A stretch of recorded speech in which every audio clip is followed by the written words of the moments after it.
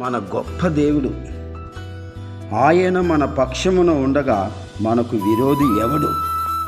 ఈ లోకములో 1,000,000 మంది విరోధులై నీ ఎదుట నిలిచినా వాళ్ళు ఏమీ చేయలేరు నిన్ను.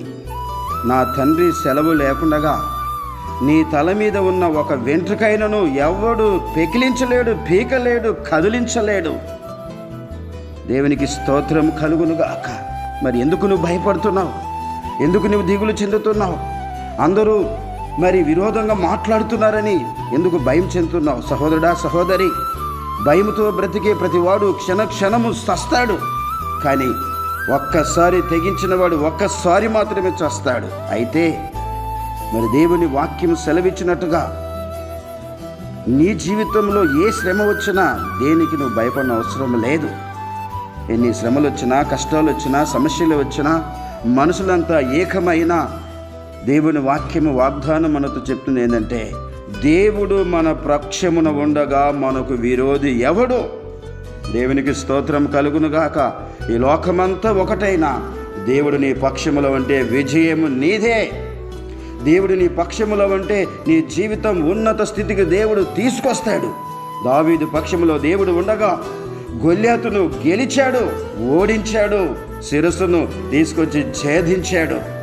కాబట్టి ప్రియమైన సహోదరుడా, సహోదరి, ఉదయకాలపు సమయంలో దేవుడు మనతోనే మాట్లాడుతున్నాడు. దేవుడు నీ పక్షంలో ఉన్నాడు. నీ జీవితాన్ని దేవుడు ఆశీర్వదించబోతున్నాడు. నీ జీవితంలో దేవుడు గొప్ప కార్యము చేయబోతున్నాడు. అబ్రహాము పక్షంలో ఉన్న దేవుడు గర్భఫలము అనుగ్రహించాడు. దేవునికి స్తోత్రములు కలుగునుగాక. కష్టాలు, కన్నీరు, వేదన, దుఃఖం, పరిస్థితి ఏదైనా, అప్పులైనా, ఆర్థిక సమస్యలైనా, అనారోగ్య సమస్య అయినా దేవుడు మన పక్షంలో ఉన్నాడు. దేవునికి స్తోత్రములు కలుగునుగాక. కాబట్టి మనకు విరోధంగా రూపించబడుతున్న ఏ ఆయుధము వర్ధిల్లదు, దేవుడు అన్నాడు. కాబట్టి దేవుడు మరి లోకమంతా ఏకమై ఉన్న మన పక్షములో ఉన్న దేవుడు బలవంతుడు. ఆయన సర్వశక్తి కలిగిన దేవుడు. ఆయన నీతోనే మాట్లాడుతున్నాడు. భయం చెందొద్దు, దిగులు చెందొద్దు, బాధపడొద్దు. ఎవరు లేరే నా పక్షములో అని. దేవుడు ఉన్నాడు. నిన్ను ఆశీర్వదిస్తాడు.